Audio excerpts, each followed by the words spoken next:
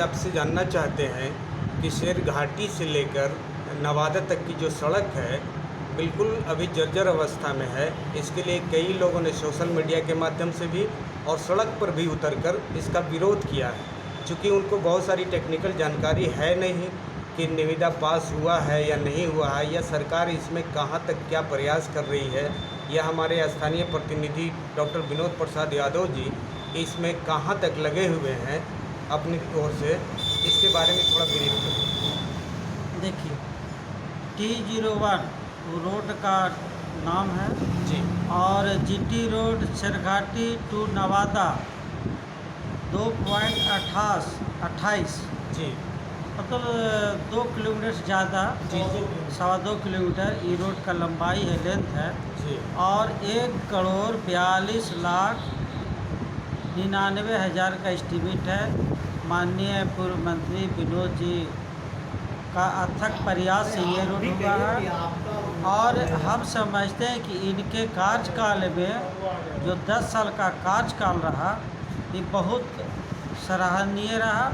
और इनका जो क्षेत्र रहा, हम समझते हैं कि 10 साल पहले, 15 साल पहले इस तरह का आपको घूरने का कहीं रोड नहीं मिलता था। जो अभी सड़क, हर जगह सड़क, पुल, बड़ा बड़ा पुल इन्होंने बनवाए हैं विनोद यादव जी।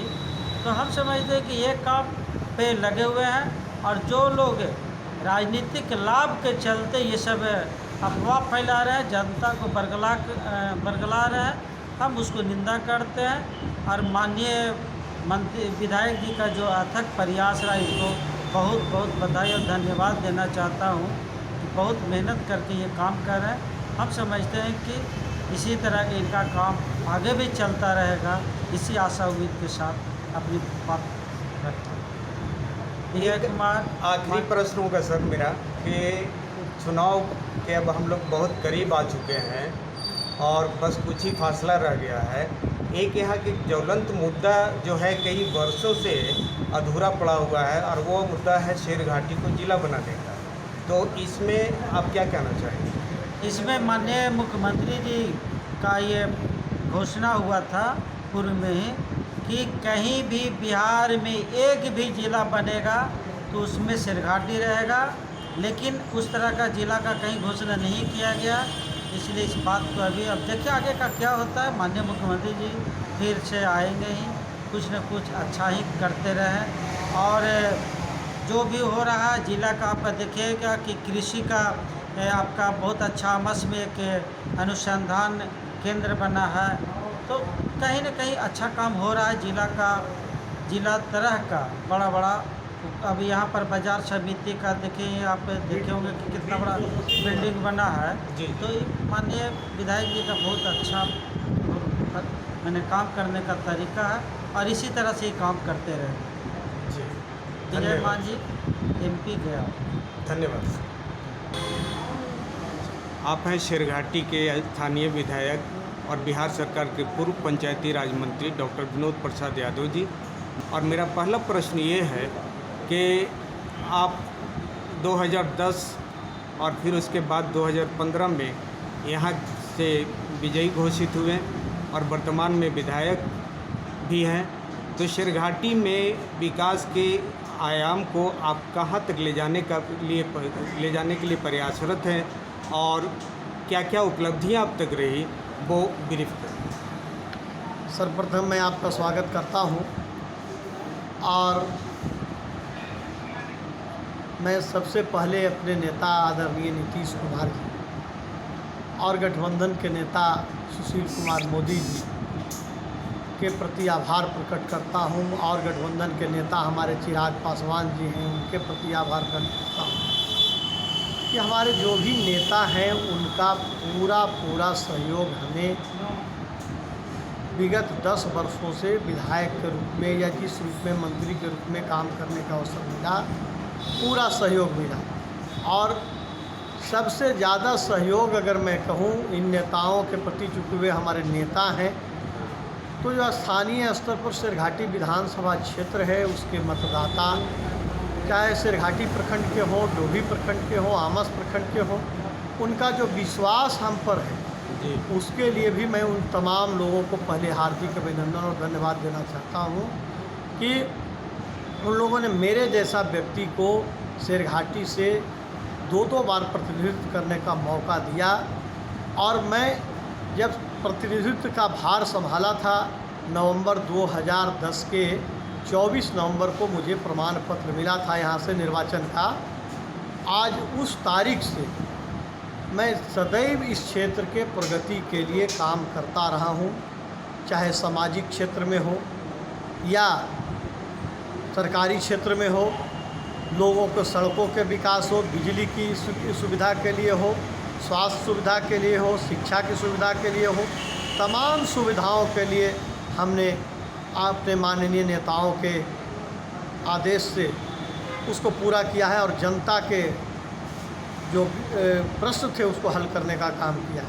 मैं आपको ये भी बताना चाहता हूँ कि 2010 से 2020 तक शेरघाटी विधानसभा क्षेत्र के प्रतिनिधि के रूप में जितने भी मैंने सवालों को विधानसभा के पटल पर भिन्न भिन्न फोरमों के माध्यम से रखा है, सही। चाहे वो प्रश्नकाल में तारांकित प्रश्न हो, अल्पसूचित प्रश्न हो, ध्यानाकर्षण हो, निवेदन हो या शून्यकाल हो, याचिका हो, इसके माध्यम से हजारों सवालों को मैंने उठाया है और सरकार ने उसको निष्पादन करने का काम किया है।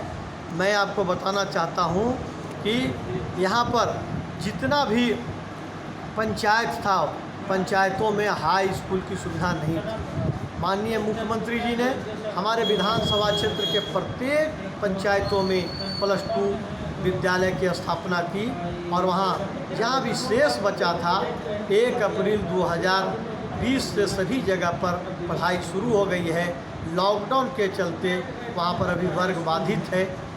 दूसरी क्षेत्र में मैं बताना चाहता हूँ कि सड़क क्षेत्र में मैंने 2010 से अब तक 250 से अधिक सड़कों का निर्माण और स्वीकृति कराया है। 250 में 10-20 सड़क अभी ऑन प्रोग्रेस स्थिति में है, बाकी सड़कें बनकर तैयार हैं। आपके शेरघाटी शहर में 2 घंटे भी विद्युत की आपूर्ति नहीं होती थी।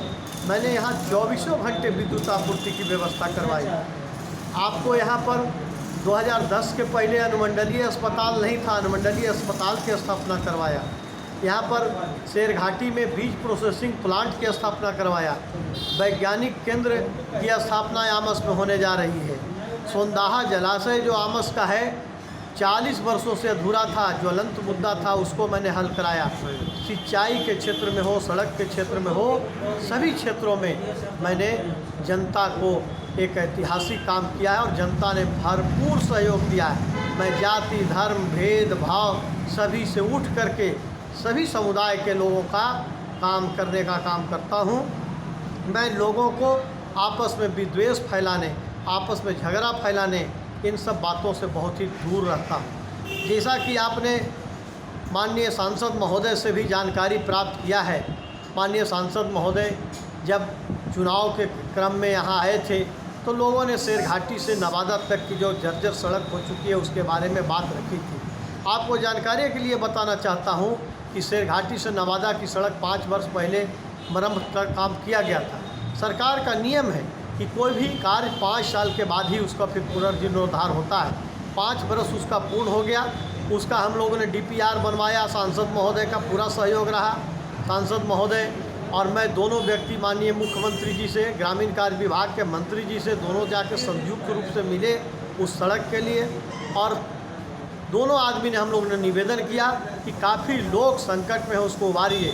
माननीय हमारे ग्रामीण कार्य मंत्री जी ने उसको प्राथमिकता पर हल किया और उस सड़क को पहले जो 12 फीट चौड़ी सड़क थी उसको 2-2 फीट चौड़ा करके 16 फीट चौड़ा सड़क बनाने के लिए 2.25 किलोमीटर में 1,46,99,000 रुपया का स्वीकृति प्रदान किया है।